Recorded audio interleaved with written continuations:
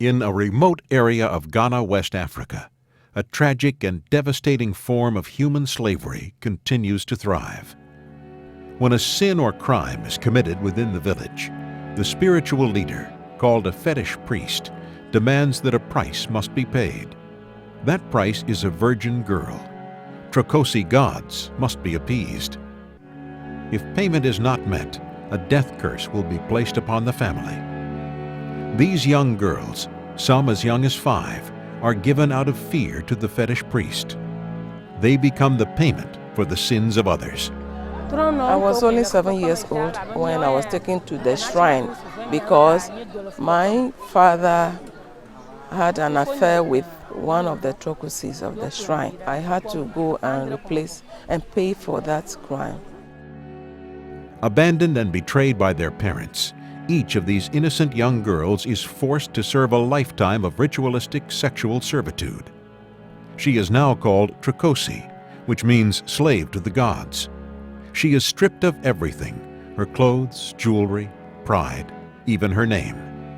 No one can speak to her or interact with her in any way.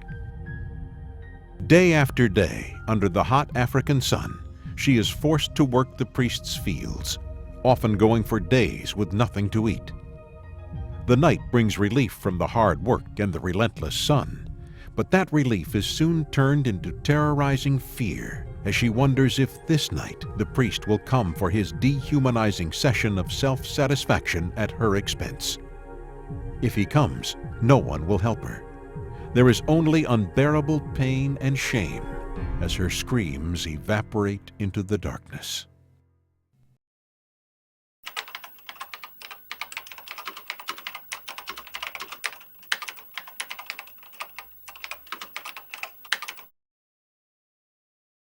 They had no choice. They had no future. They had no hope.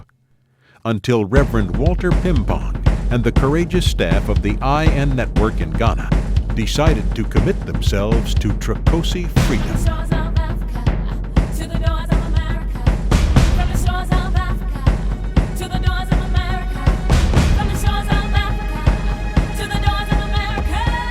We feel as Christians that we ought to reach out to these underprivileged women who have no voice at all.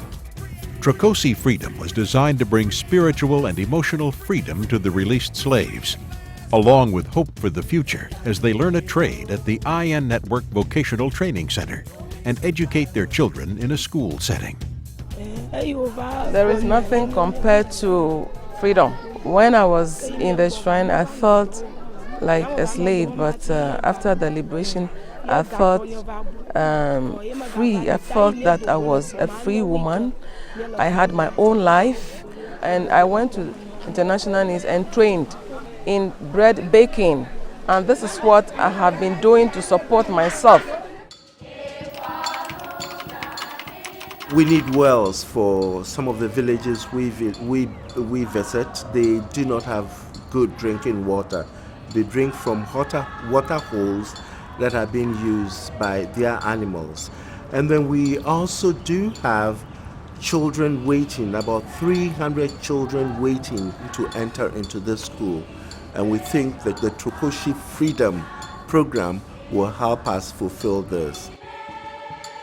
People all over the United States are joining hands to provide community development projects that bring wells, sanitation, churches, and schools to these villages. The education of 2 generations of children will ultimately break the power of the Trokosi system. 3,500 Trokosis have been freed to date, along with their 14,000 children.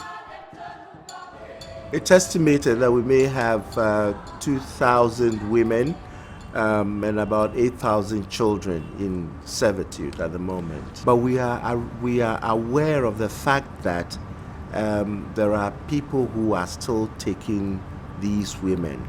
The number isn't static. Hi, I'm Nicole C. Mullen, right here in the land of Ghana. I'm here with the Iron Network USA, and I've come to see their villages. I've been able to see that. I've seen the ex-slaves. I've seen those who are still priests, those who were priests. I've seen the chief of these villages. I've been able to touch and to hug the kids. The work that they do is very much needed. It's real. It is something that we, especially as believers, I think we are called to be a part of.